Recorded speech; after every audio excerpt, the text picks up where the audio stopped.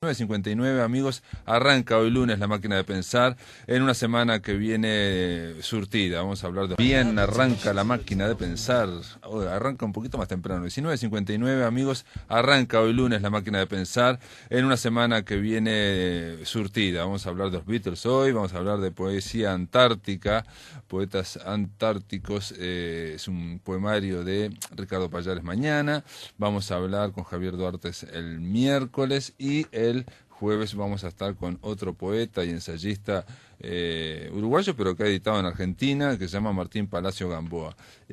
Hoy, para arrancar mismo, vamos a darle la bienvenida a un periodista, a un crítico musical, un hombre de la música y de la prensa, de la escritura. Diego Fischerman, ¿cómo andás? Bien, muy bien, buenas tardes. Diego Fischerman es un hombre, aparte premio Konex 2007 de música clásica, ¿no? Un hombre de la música clásica, pero que también está acá, los Beatles como músicos. Sí, lo primero que habría que discutir, y en parte este libro que lamentablemente yo no escribí, sino que me limité a decidir que se tradujera al español y que se publicara, es poner en tela de juicio estas diferencias, digamos, la idea de que, para decirlo claro, que no es que no las haya, sino que pasan por otro lado. Es decir, claramente una milonga suena distinto que una sinfonía de Schumann, digo, no es que sean la misma música, pero esa diferencia no marca cuestiones de calidad o de altura espiritual, sino que lo que marca son distintas formas de circulación, distintos tipos de materiales con los que dialoga, distintos tipos de procedimientos.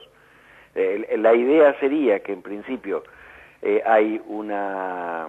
Digo, un poco la idea del libro, que aborda musicalmente a los Beatles, digamos, que los analiza más allá de ser un fenómeno social, aunque sin desentenderse del hecho de que es un fenómeno social, es que la función de la escucha, en todo caso, que hasta el siglo XIX era, digamos, privativa de las músicas que se escribían, o de cierto tipo de escucha, porque las músicas se escuchan todas, digo, la danza es una forma de escuchar y el canto en la cancha también es una forma de escuchar, pero digamos que había cierto tipo de recepción de la música que estaba identificada hasta cierto momento con la música de tradición escrita, por la sencilla razón de que esa música de tradición escrita era la única que podía perdurar y que podía entrar en esto que para la idea europea o de tradición europea sobre el arte es muy importante, que es la idea del museo, digamos. La idea de música culta, ¿no? Una música culta.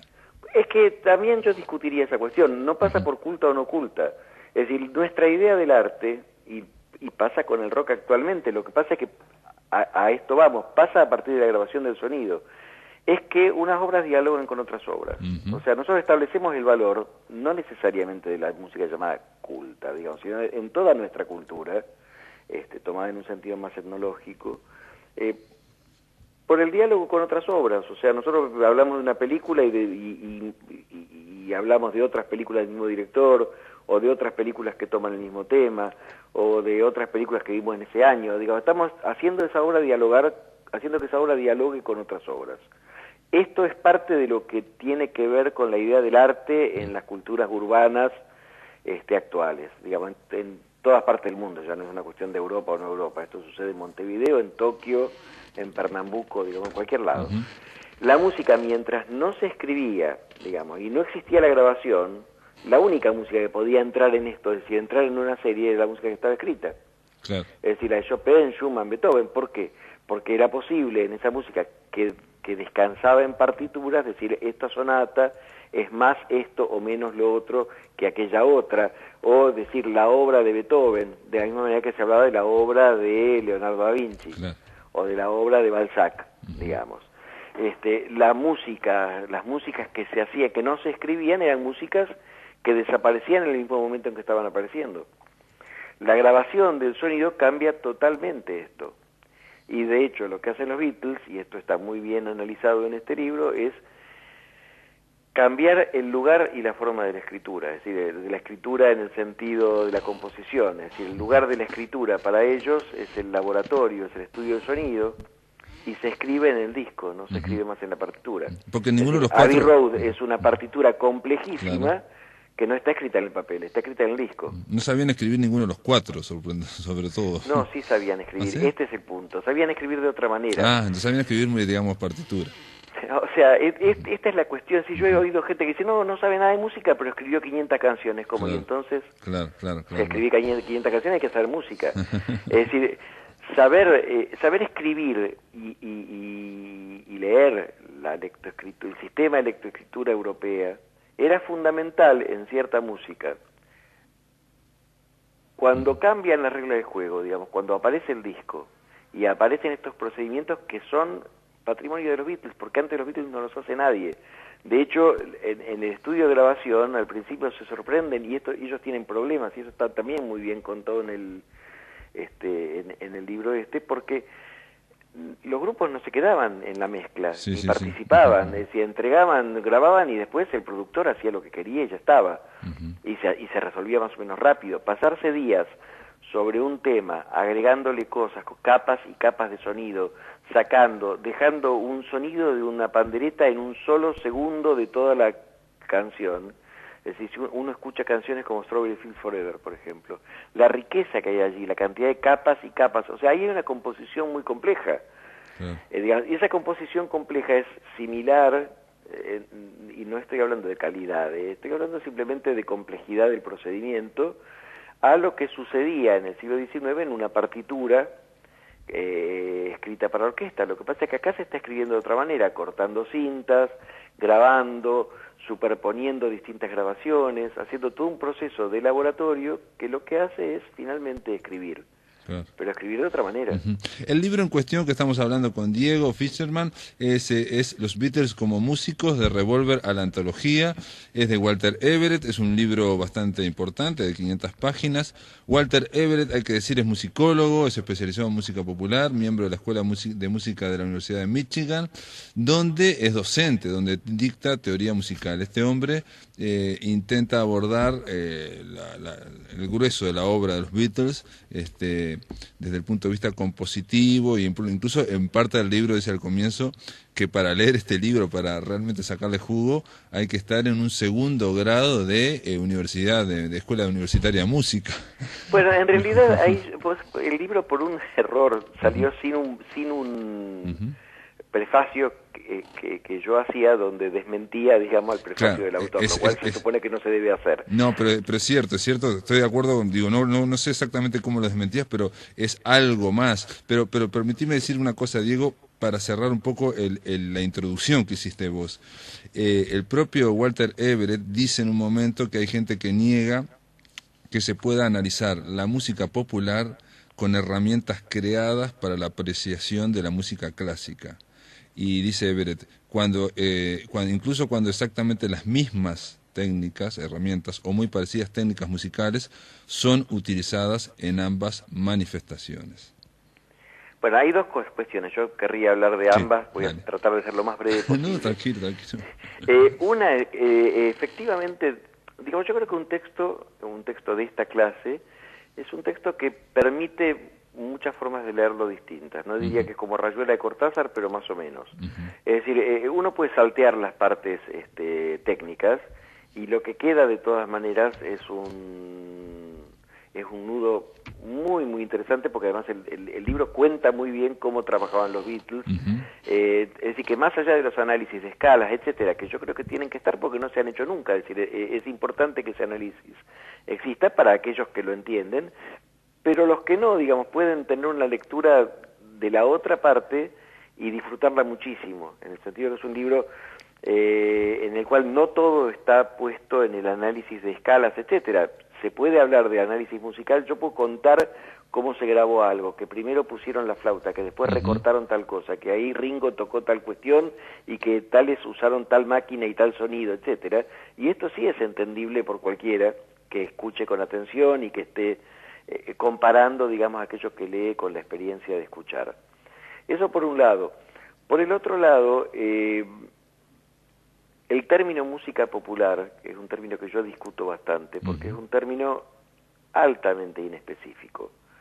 Es decir, no en el ámbito de la charla de café. En la charla de café uno puede decir cualquier cosa, digamos, pero si uno quiere ser un poco más científico, la clasificación anglosajona, digamos, de la música, o como trabajan ellos en el ámbito de la musicología, yo creo que es altamente discutible. Ellos hablan de una art music, de una música artística, que en los hechos es lo que el mercado llama música clásica, de una, digamos, de ethnic music y folk music, las músicas folclóricas y étnicas, con alguna diferencia, alguna discusión acerca de qué corresponde a cada uno de esos campos, pero básicamente se entiende que la música de los Sioux, de los Apaches, o eventualmente de un grupo, qué sé yo, digo, los olimareños, digamos, entra en ese campo, pongamos. Y después hay un campo al que llaman popular music, donde entra Madonna, donde entra Shakira, donde entra Johnny Mitchell, donde entran los Beatles, donde entra Keith Jarrett, donde entra Cita Rosa, donde entra Egberto Gismonti, es decir, donde entran músicas no solo distintas entre sí porque suenan distintas, sino totalmente distintas en cuanto a sus objetivos, a sus procedimientos, a las maneras de circular que eligen, a la funcionalidad social que tienen. Entonces, yo creo que esa clasificación no sirve para nada. Creo que música popular no quiere decir nada, porque claramente ya no quiere decir que sea popular en términos de popularidad. En términos de popularidad, una aria de Puccini es mucho más popular que Chicorea. Claro. ¿Sí? Claro, sí. Sí, o una sinfonía de la novena sinfonía de Beethoven. Sí, por ahí, aunque sea el último movimiento, claramente ese tema es más popular que casi cualquier cosa, digamos. Mientras que el último disco de Jarrett lo deben escuchar 2.000 personas en todo el mundo. Claro. O 3.000, no sé, digo, de todas maneras claramente una minoría. Así que la palabra popular ya no habla de popularidad. ¿De qué habla esa palabra finalmente? Bueno, habla de una cierta relación con el origen de los materiales, digamos. Y de unos ciertos procedimientos, pero para mí bueno, yo escribo también libros y tengo un libro escrito sobre ese tema, digo, para mí no se puede regalarle, digamos, a la música escrita la idea de la art music y dejar la popular music en el otro lado, como si la música de baile, la música de las canchas de fútbol, la música de las batallas, digamos, las canciones que se cantaban en la Guerra Civil Española y qué sé yo, y la orquesta de Troilo fueran lo mismo. Digamos, me parece que hay una característica que es la de música artística que define ciertos usos de la música, que define cierta funcionalidad, cierta expectativa del receptor con respecto a la música, y que esa música artística puede ser de tradición académica o puede ser una música artística de tradición popular. Y ahí ya sí arrimamos, me parece, un poco más el bochín. Me parece, sí, ¿no? Pero igual vos, digo, ¿estás de acuerdo, por ejemplo, con la frase esa, cuando exactamente las mismas o muy parecidas técnicas musicales son utilizadas en ambas manifestaciones, o no? Bueno, en el caso de los Beatles sí. Claramente. En otros no. En otros o sea, no, claro. Quiero decir, uno puede analizar efectivamente la música de los Beatles con ese instrumental porque participa y toma para sí esa lógica.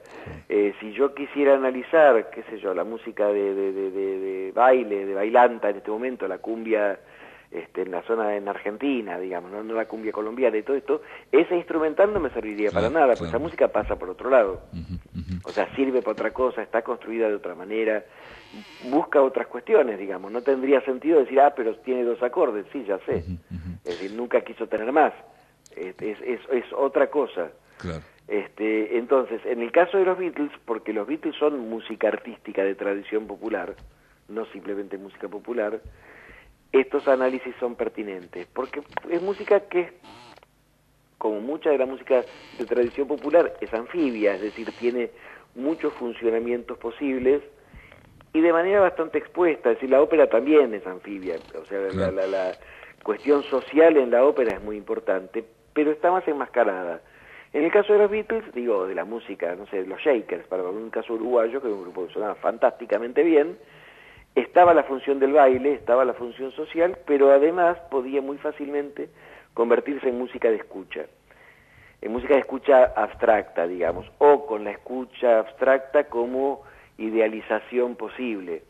Si uno toma el último disco que grabaron los Shakers, que era La Conferencia Secreta del Totos Bar, ya es un disco que no se piensa a sí mismo como un disco de música bailable, o de música bailable pura. Es Es un disco que se piensa a sí mismo, o sus músicos lo piensan, como un disco para escuchar con atención, para que alguien se siente y lo escuche. Diego, perdón que te interrumpa, porque parte, digamos, de este panorama que estás trazando, que me parece que estás trazándolo muy bien, tiene que ver con la riqueza de este libro, Los Beatles como músicos. Por ejemplo, digo cosas que a mí me asombraron. Te leo un párrafo. La gran confianza de los Beatles los llevó a repetir sus propuestas más exitosas. Musicalmente, este autopréstamo permaneció casi siempre oculto a los de afuera debido a la gran riqueza de ideas que fluían en cualquier momento y que proporcionaban en forma constante nuevos contextos y sentidos para materiales conocidos. Pero en el círculo íntimo se sintió cierto estancamiento, ¿no? Se estaba hablando alrededor del año 64, ¿no? Una mirada lineal, pero a mí me sorprende porque uno sin saber tanto puede quedar deslumbrado, y aquí en la interna, digamos, por lo que plantea el propio grupo, sabía digamos que eran muy conscientes de todos los instrumentos y las dos herramientas que estaban utilizando. Absolutamente. Este libro, por otra parte, es en realidad un segundo volumen. El primero es desde los comienzos, desde Cavern hasta Revolver, digamos, termina hasta Rubber Soul, en realidad, es decir, termina antes de que empiece. Con la editorial decidimos que era más interesante comenzar por este segundo volumen, sin dejar de pensar que quizás en algún momento se traduzca el primero, porque era la época más... digamos, más interesante en el sentido de que es el momento en que los Beatles justamente despegan muy claramente de la idea del grupo incidental, digamos, del grupo para bailar, del grupo juvenil, de moda, etcétera. Es decir, digamos, siempre hay una tensión entre la música de los Beatles desde el principio, entre la creatividad que ellos tienen y esa funcionalidad social, que era la misma que tenían todos los grupitos que empiezan a aparecer por esa época. Y que eran muy conscientes de eso, ¿no? Digamos, claro, y que ellos querían ser famosos. Se va haciendo cada vez más fuerte, o sea, primero es un tema, después son dos temas, después es todo un disco. Es decir, ellos van como tensando las líneas, digamos, las reglas de lo que es la canción pop, y la van llevando a otros lados, hacen de golpe canciones pop que tienen cambios de ritmo, que no son fácilmente bailables, que tienen cosas que un productor tradicional diría que distraen y que va a hacer que eso no se venda, y sin embargo venden toneladas. Es decir, en ese sentido son un fenómeno muy original, muy curioso, muy difícil de entender, no diría de entender, de clasificar, digamos. Es decir, no es exactamente música, es un poco equivalente a lo que pasa antes y en otro género musical con Frank Sinatra, que es un artista inmensamente popular, pero que está experimentando todo el tiempo, que inventa el disco conceptual, por ejemplo. Eso es otra de las sorpresas que me llevé, digo, y aquí hacen porque digo, en el disco también, en este libro se habla de la industria del disco, cómo fue evolucionando, digamos, en los década 60, y plantea que en los LP el segundo más vendido en la década 60 fue Frank Sinatra, y que La novicia rebelde, por ejemplo, estuvo 4 años en primer... Bueno, eso desde ya, por supuesto. Es decir, que esa idea de que los Beatles arrasaban y que estaban todos igual que los Beatles, es lo que ha quedado, digamos, pero en su momento no era así. De la misma forma que, por ejemplo, que habla que los Beatles, a diferencia de, por ejemplo, de Ray Charles, no participaban en distintas listas, que ellos eran primeros en las listas de pop y rock, pero no la de rhythm and blues o la de soul o en las otras, ¿no? O sea, directamente no entraban. No, claro, las cifras de los Beatles, lo que pasa es que los Beatles fue el primer caso, si se quiere, de grupo juvenil, donde, digamos, que disputó palmo a palmo el tema de las ventas en un mercado donde estos grupos juveniles no existían antes. Las grandes ventas hasta ese momento habían pertenecido claramente a otros géneros, pero en parte porque el género de la música, digamos, de la canción pop, que va un poco más allá, si se quiere, del entretenimiento o del baile, lo inventaron los Beatles, es decir, no existía antes. Y los Stones van medio, y después otros grupos, que yo, The Hollies, infinidad de grupos van como siguiéndole la pista e incorporando también algunas cosas que los Beatles van incorporando, The Kings, digamos.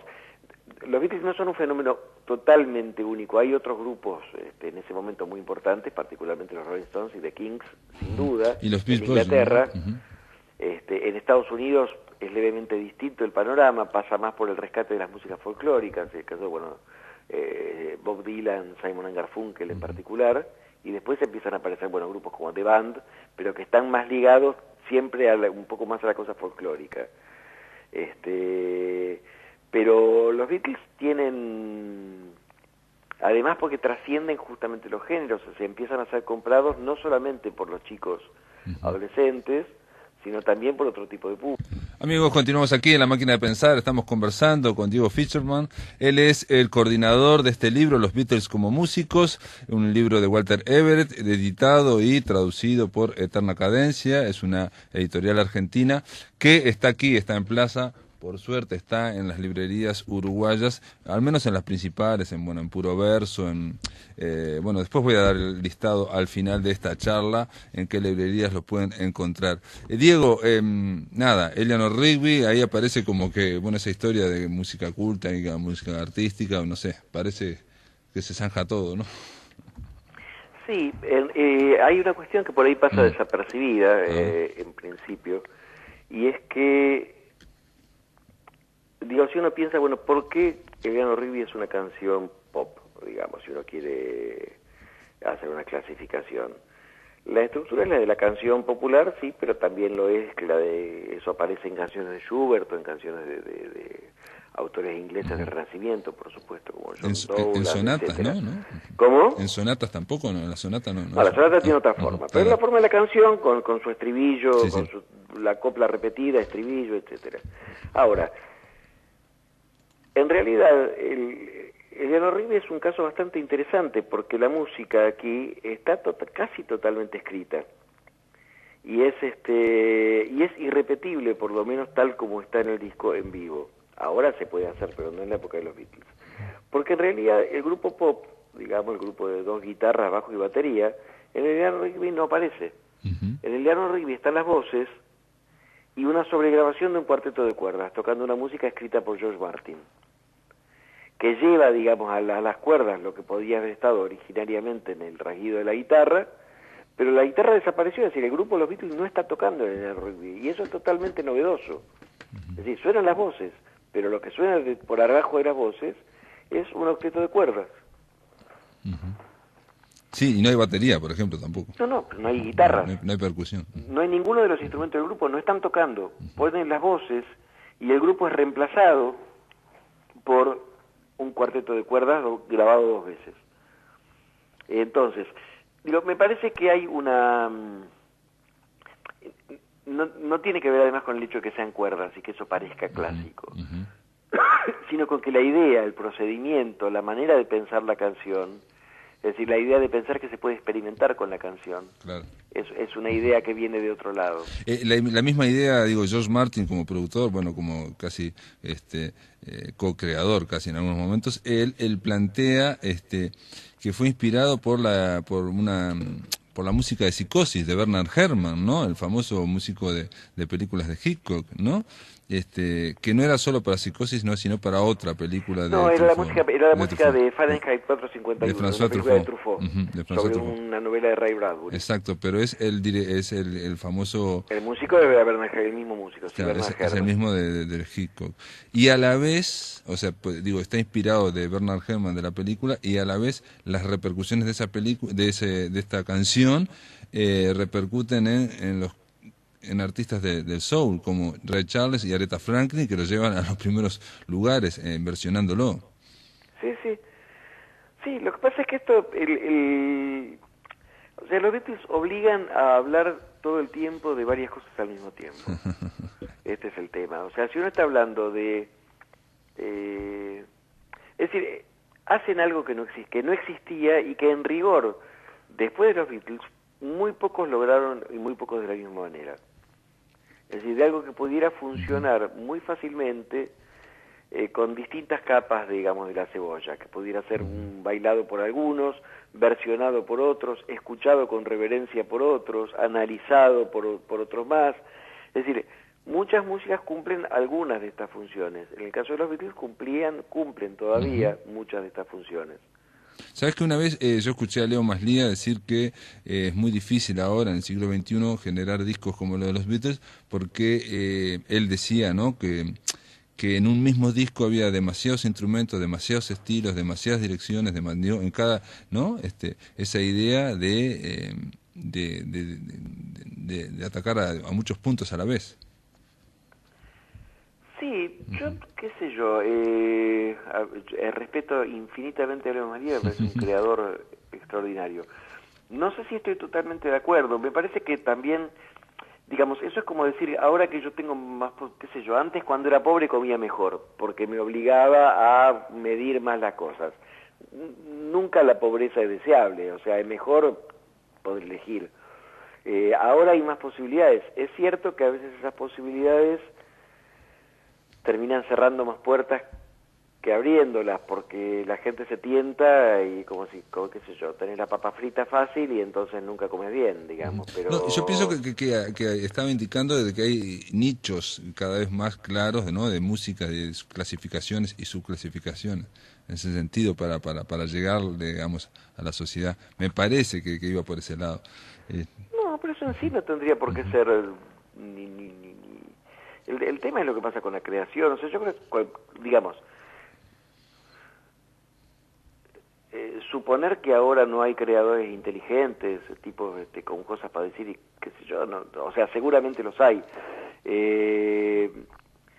No solo en la música pop, en el arte en general, en el cine, si uno lo piensa. Pero Digamos, hay condiciones para que ocurra lo mismo que los Beatles, por eso digo... Bueno, esto es lo que estaba diciendo. Claro, y yo creo que Leo Maslía ahí va a eso, a las Bueno, condiciones. pero que cambió el concepto sobre el arte, la idea del gran arte, la idea de decir, los escritores en Latinoamérica en los años 60 aparecían en las tapas de las revistas de entretenimiento, hoy no. Sí. Es decir, lo que significaba un escritor, lo que significaba un intelectual, lo que significaba el arte, el cine-arte, digamos, el concepto de los años 60, digamos, Bergman, Antonioni, es decir, hoy se pide otra cosa, digamos. Hoy el cine-arte es Tarantino, es una cosa mucho más de género, que está discutiendo con el género, que son citas, no es la cosa filosófica, o pasa por otro lado la filosofía. En la música me parece que pasa lo mismo, es decir, no hay esta idea, es decir, antes uno esperaba de un disco que le cambiara la vida, ahora uno no espera eso de un disco en realidad, pero por ahí dentro de 20 años de nuevo sí. Claro, lo que ocurría claramente con los Beatles era esa especie de expansión constante cada disco. A mí me sorprendió que a principios del 66, McCartney, aquí está en este libro también, una declaración donde él primero no sabía que aparentemente era amigo de Michelangelo Antonioni, o lo conocía, dice, pero en una entrevista Paul habló de las ganas que tenía de poder captar lo que no se escucha en la música y lo que no se ve en una película. Y dijo, ver el potencial en todo ello, tomar una nota y descomponerla, y ver en esa nota qué otra cosa hay, lo que un simple acto como la distorsión le ha causado. Me gustaría muchas otras cosas sucedieran como cuando éramos niños, cuando no sabías cómo hacía el prestidigitador y estabas feliz de solo verlo y decías, bueno, es magia. Claro, bueno, lo dice mucho mejor que uno. No, porque esa idea de descomponer, de buscar, y a la vez una idea también de inspiración, ¿no? Porque siempre están continuamente buscando sí, claro. Líneas, ellos hablan de líneas, no una línea. Absolutamente. Y un poco para terminar, si te parece, este libro, ¿cómo fue el tema de la traducción? ¿Cómo fue el tema digamos, de plantearlo al proceso del libro, digamos, ¿no? Y con Walter Everett hablaron, por ejemplo. No hablamos con Walter Everett, sí con su editorial y con, bueno, la Oxford University Press, que es la que lo editó originariamente, y la traducción tuvo dos etapas, tuvo una primera traducción, que fue una traducción común, digamos, y después una revisión musicológica. Fue muy difícil. Claro. O sea, fue un proceso muy complicado. Porque además en la Argentina, lamentablemente, no estamos familiarizados con esto, se editan muy pocos libros de música, no hay traductores especializados, y en general, digo Argentina, pero si uno piensa en España es peor todavía. Las traducciones españolas de los libros de música son un calambre, digamos, es peor que pisar caca descalzo, digamos, son muy malas, son horribles, y además autoritarias para peor. O sea, un traductor decide cambiarle el título al libro y se lo cambia. La Alianza Editorial sacó un libro hace unos años de un gran musicólogo, que es Nicholas Cook. El libro en inglés se llama The Very Short Introduction to Music, una introducción muy breve a la música, y el libro en español se llamaba De Madonna al canto gregoriano. Y el caso ahora, ese mismo traductor es el que tradujo ahora el libro de Alex Ross, que se llama The Rest is Silence, el resto es silencio, que además es la frase final de Hamlet, y acá se tradujo como el ruido eterno. Si hay algo que no quiere decir lo mismo es el ruido interno que el resto de ruido, digamos. Por eso digo, la traducción al español de libros de música es un territorio muy virgen, muy descuidado y muy maltratado. Pregunta en torno, esto es una pregunta técnica, porque también hay, es fácil traducir, digamos, toda la terminología anglosajona para hablar de técnicas musicales a la terminología española, digamos, ¿es equivalente? No, ese es el otro punto. Hay cosas que nosotros llamamos distinto, porque uno tiende a traducir, para refrán, por ejemplo. Sí, refrán, sí. Bueno, nosotros no le decimos refrán, decimos copla y estribillo. Y ahí hay que ver, como el libro, no es de uso solamente en el Río de la Plata, eso por suerte con Uruguay compartimos bastantes de estos términos. Uno dice repetir la copla o tocar el estribillo y sabe lo que quiere decir, pero hay que ver si un colombiano también entiende. Y a veces cuando se opta por una palabra o por otra, si hay que poner una llamada al pie de página o no. En algunos casos se opta por una palabra quizás menos usual en Argentina, pero más extendida en el mundo de habla hispana, y se coloca una llamada a pie de página diciéndolo. Qué sé yo, ahí hay que tomar muchas veces compromisos, porque la lengua española es muy rica y muy cambiante muchas veces, y en la música popular, como está muy ligada al uso, los términos cambian muchísimo. No, y aparte, digamos, el idioma sirve para mencionar determinadas, digamos, por decirlo de alguna forma, pedazos de contenido, y digamos, si uno analiza la música de una forma, puede ser que, no sé, en el mundo anglosajón haya otras divisiones, por decirte algo. Sí, absolutamente. Que no corresponden exactamente a las divisiones que hay aquí, ¿no? Pero bueno, en ese sentido hay una gran despliegue en este libro de notas, ¿no? Hay muchísimas notas que uno va siguiendo y una extensa bibliografía. Para terminar, una idea, digo, porque una de las cosas que me llamó la atención también del libro es que comienza bastante duro, bastante claro, severo con los Beatles, con cada uno, ¿no? En cuanto a sus potenciales como creadores. Everett dice, entre otras cosas, yo que sé, que John Lennon era más creador de letras, y que Paul McCartney era como que quería agradar más, y que es bastante severo. Después en cada una de las canciones no, ahí como que queda como, trata de probar, digamos. Lo que pasa es que es un libro que a ver, hay algo a lo que no estamos acostumbrados, sí. Y es que la escritura sobre música no está hecha por fans. Ajá. O sea, vos lees un libro sobre Artigas, o lees un libro sobre San Martín, o lees un libro sobre Washington, o sobre, qué sé yo, Stalin, quien sea, digamos, y uno admite perfectamente, o sobre Dostoyevsky, digamos, y que te cuenten que el tipo tenía problemas de esto, del otro, de más allá. Es decir, uno no espera. Acá nosotros esperamos, o sea, estamos acostumbrados a las revistas,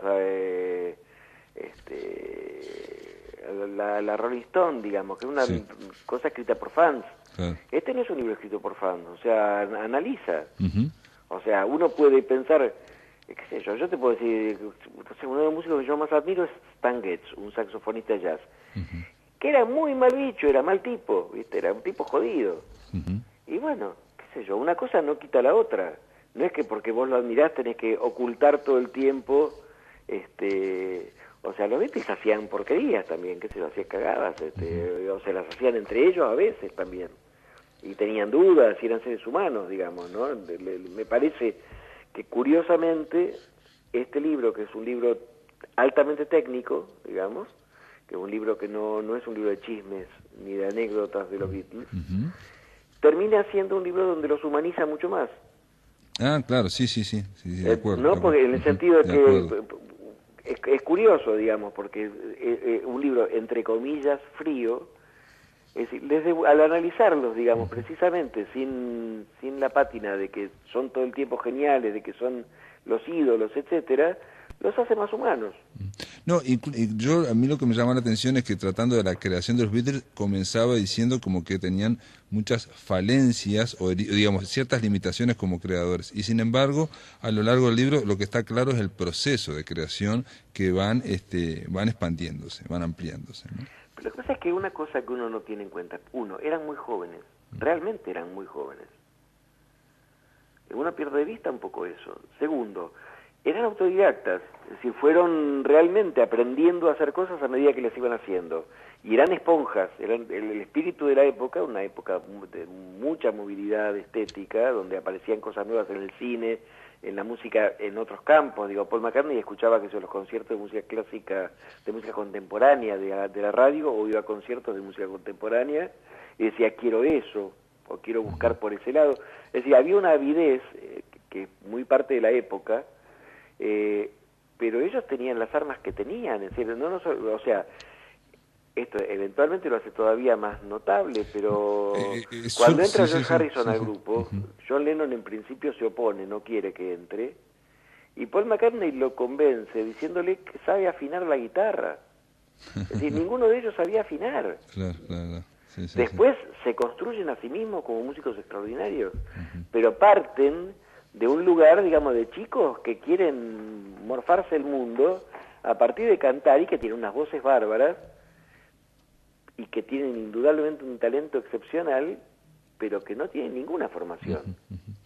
Y eso queda muy claro, y queda muy bien el proceso, digamos, de creación. Y lo último que me parece que queda claro también es que en un momento es tal la complejidad de los temas y tal la complejidad de la creación, que por más que haya tanta documentación, que está aquí, está en este libro, los Beatles como músicos, está muy bien documentado paso a paso, en algunos momentos nadie sabe quién puso qué o de dónde salió tal cosa de una canción, ¿no? Porque, no, claro, y además, más allá de eso, incluso parece un poco matemático, y en realidad me parece que trasciende toda esa creación, digamos, esa división que va...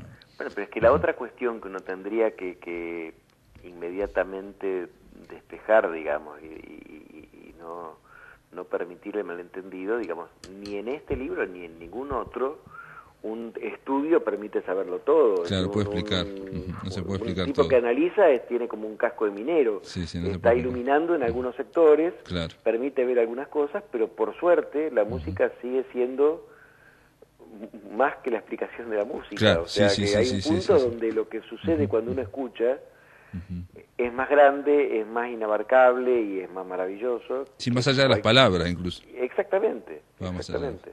Muy bien, Diego Fischerman, gracias por estar acá. Este libro se llama Los Beatles como músicos. Walter Evert es su autor, digamos, es un libro de eterna cadencia, y quiero decirles que está a la venta en Rayuela, Purpuria, Puro Verso, en muchos lados. Positos Libros, Moebius, Libro de la Arena, Las Hortensias, por suerte está bien en La Lupa, está bien distribuido. Gracias por estar acá en La Máquina de Pensar. Gracias a usted. Amigos, ahora en La Máquina de Pensar vamos a darle la bienvenida a Cristina Echeverría Baferreira. ¿Cómo andás, Cristina? Muy bien, muchas gracias por la invitación de conversar contigo. Cristina Echeverría, yo creo que pasaste una vez por acá y estuviste conversando acá. Por cosas similares, también sobre María Eugenia. Sí, sobre María Eugenia, ¿no? Estuvimos hablando, ¿no? Sí, una exposición que se hizo el año pasado. Ah, sí, cierto, con Hugo Achúgar de curador, ¿no? Curador, sí, exactamente. Y ahora, Cristina, te llamamos porque la noticia es un acontecimiento, ¿no? O sea, la presentación pública del archivo María Eugenia Baferreira. ¿En qué consiste esta presentación? Bueno, te explico, tengo que dar un poco de antecedentes del asunto, porque ahora, ¿no? Es decir, la fundación se creó en el año 2008 y se planteó un proyecto de gestión que es Resignificación Cultural de la Quinta Baferreira. Y de los puntos que trata ese proyecto figuran los archivos de la quinta. Los archivos están los archivos de distinto tipo, pero digamos, me voy a centrar en los archivos de manuscritos de Carlos y María Eugenia. Y desde el 2009 venimos trabajando con distintos proyectos en el archivo de Carlos. No se terminó, es un archivo muy extenso, y no tuvimos la oportunidad en el 2013 de presentar en los fondos concursables un proyecto iluminando a una artista, mujer del 900, María Eugenia Baferreira, con el objetivo de el ordenamiento de todo su archivo. Eso fue, bueno, el proyecto lo ganamos, fue llamado 2013 en la categoría de Memoria y Tradiciones, y el proyecto también incluye la difusión del mismo. Este proyecto termina ahora en noviembre. Nosotros hicimos ya otro tipo, hicimos difusión, porque el proyecto te pide que hagas distintas instancias de difusión. Nosotros nos centramos, y tiene que ser en distintos municipios de Montevideo, alejados del centro, para difundir tu proyecto en zonas con menos información. Nosotros ahí nos centramos en difundirlo a nivel de enseñanza secundaria, en el Centro Cultural de Florencio Sánchez, frente a alumnos del Liceo del Cerro. Después en el Colegio Pío y con alumnos también del colegio y de bachillerato artístico del Colón, con alumnos del Liceo de La Teja. Cristina, y este archivo, digo, yo capaz de realizar la pregunta y no me acuerdo, pero el archivo de María Eugenia Baferreira no estaba en la quinta, o estaba en la quinta. Estuvo siempre en la quinta. Lo que pasa que, buena pregunta, ese archivo se utilizó para se abrió muy pocas veces. Lo utilizó Carlos Baferreira para editar la Isla de los Cánticos. Claro, lo utilizó Emilio Uribe para hacer armar la otra Isla de los Cánticos. Y se le presentó a Hugo Verani, que hizo el libro Las Poesías Completas de María Eugenia Baferreira. En esas instancias el archivo se abrió y solo se le vio desde el punto quienes lo utilizaron solo vieron desde el punto de vista de la poesía. Es un archivo que contiene digamos, documentos, además de los poemas, de toda la producción de sus poemas, tiene notas, era una mujer muy inquieta. Manuscritas, ¿no? Yo vi algunas que están muy bien, ¿no? Porque, digamos, incluso, digamos, no escrita, digamos, no usando papeles que no necesariamente eran papeles para escribir, ¿no? Bueno, sí, escribían, creo que eso hacían todos los escritores, escribían con el material que tenían adelante. Exacto, lo que tenía cerca. Lo que fuera, hoja de cuaderno, o lo que viniera. Y hay dibujos también, ella dibuja. Hay dibujos, ella dibujaba, ella tuvo formación de dibujo y tuvo formación en música. Y en otros momentos también hace como otras letras en otros idiomas, en alemán, me acuerdo, por ejemplo. Sí. Porque digamos, hay producción que está en papeles y están en cuadernos. Esos cuadernos uno encuentra las cosas más inverosímiles conviviendo, como lecciones de inglés, claro. Líneas musicales, poemas, textos en prosa. Ella tiene además hace crítica literaria, crítica teatral, es decir, es una mujer muy inquieta en muchos ámbitos de la cultura, digamos. Claro. Sí. Y bueno, y entonces el archivo se acaba ahora y nosotros se acaba de organizar esta parte y hacemos, digamos, finalizamos las presentaciones con una presentación pública en la quinta, que nos parecía que era el mejor lugar para hacerla. Es este sábado a las 10:30 de la mañana. Voy a presentarlo yo, en tanto soy responsable cultural del proyecto. La profesora y Marita Fornaro, que es musicóloga y antropóloga, que ha estudiado el aspecto, digamos, de la parte de trayectoria musical de María Eugenia, que no es nada conocida. Las archivólogas van a explicar, trabajaron dos personas, María Luisa Cora y Berta Egoa, que van a explicar el trabajo que hicieron y con lo que se encontraron. Y después va a actuar Mariana Iraudo, que es una pianista, que va a interpretar Dulce Misiva, que es un poema sinfónico creado por María Eugenia. Mira. Y el cierre de oro es Estela Medina, que va a interpretar poemas y algunos inéditos que se encontraban en el archivo. Inéditos de María Eugenia, pero ella ya va a recitar, va a leer, va a interpretar sí, poemas solo de María Eugenia, porque ella tiene una gran capacidad, ¿no? Ella va... hay algún poema de María Eugenia, son todas intervenciones muy limitadas porque somos muchos los que participamos, pero un poema de María Eugenia, uno inédito y un cuento, que no sé si lo expresará todo, pero un cuento inédito también. Esto va a ser el sábado, a las 10:30 de la mañana, a las 10:30 de la mañana en la Quinta Baferreira. Sí. Bueno, es una oportunidad, a partir de aquí el archivo, bueno, después se seguirá trabajando, no queda cerrado porque hay muchas cosas por revisar todavía, y bueno, se abrirá para investigadores. Claro, pero digo, la presentación es abierta al público, es para ver también la Quinta Baferreira, va a haber estas pequeñas charlas y aparte va a haber ese cierre con la pianista Mariana Airaudo y con Estela Medina, que bueno, que realmente es un espectáculo, oírla a Estela Medina cómo interpreta la poesía. Yo hace poco la vi, hace unos meses, leyendo poesía de Juan Ibarburu, de Jorge Arbeleche, en fin. Sí. Incluso leyendo un texto, que es una especie de prosa, de narrativa de Juan Ibarburu, muy bien. Realmente lo interpretaba, ¿no? O sea, lo estaba viviendo. Todo esto es sábado, 10:30, en Carlos... La Ferreira, que es Carlos Baferreira, 3610, en Arteaga. Ahí cerca de La Rañaga, digamos, La Rañaga. Sí, la calle Carlos Baferreira de la vieja Caiguá, que desemboca exactamente en la Capilla Jackson en Luis Alberto Herrera. Claro. La calle que sale de la Capilla Jackson. Y de ahí son 2 o 3 cuadras. Dos cuadras. Sí, son 2 cuadras. Bueno, inconfundible casa, inconfundible jardín. Espectacular. En el medio como selvático. No hay forma de equivocarse. Y vos, Cristina, la fundación es Baferreira Raimondi, porque la esposa era... No, claro. Raimondi, ¿dónde viene ese apellido? Carlos Baferreira estaba casado con Elvira Raimondi.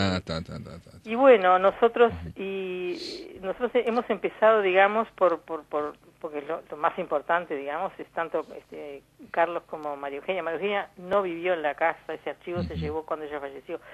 Pero la señora Elvira Raimondi tuvo un protagonismo muy importante en esa casa en relación a sostenerla, ¿no? Claro, sí, a mantenerla, sí. Baferreira hacía reuniones musicales 2 veces por semana, abría la casa, y el que quería ir iba y escuchaba música, y nunca se oyó en la familia que los hijos, que eran 8, les interfería en su vida. Esa señora fue muy importante. Pero además es un tema también de futuro. Hay hijos de Baferreira que han tenido una destacada actuación en la cultura del país, y bueno, también pensamos que eso también hay que conseguir. Te cuento, Cristina, y para terminar nada más, esto es una anécdota muy muy mínima, pero hablando con el escritor Jaime Monestier, él contó que siendo joven y fue precisamente a una de estas, lo habían invitado a una de estas tertulias para escuchar música, y bueno, y fue y apareció Baferreira, que estaba con Petit, creo, y salió a disculparse porque justo ese día no había venido nadie, entonces no iban a hacerla. Y él había quedado sorprendido, me estaba dando explicaciones a mí de por qué, en fin, me parece una anécdota notable, porque habla de una gran humanidad de alguien que en ese momento ya era muy grande, ¿no? Claro. Jaime Monestier lo cuenta, él teniendo 19 años, ¿no? En fin, pero me parece extraordinaria la anécdota, ¿no? Sí. Bueno, lo que pasa es que esas reuniones musicales fueron durante 40 años. Hay una tía que dejó escrito que cuenta que bueno, que él a veces la casa tenía 30 personas y a veces no iba nadie, y era una tragedia para él, ¿no? Y me imagino que se ha sentido muy mal por Qué bárbaro. No, pero notable, muy humano. Cristina Echeverría Baferreira, gracias por estar acá en La Máquina de Pensar. Queda presentado esta obviamente estamos invitando a todos, sobre todo a la gente que vive en el barrio de Atahualpa y por ahí cerca, que en la Quinta Baferreira este sábado a las 10:30 se va a hablar sobre el archivo de María Eugenia Baferreira. Gracias por estar acá. Bueno, muchas gracias a ti también por la información. Dale, chao. Mañana vamos a recibir, amigas, a Ricardo Pallares. Vamos a hablar todo el programa con él y con Raquel Barbosa en torno a ese poemario llamado Antárticos, bellísimo libro editado por Yagurú. Esto es todo, amigos, que lo pasen muy bien.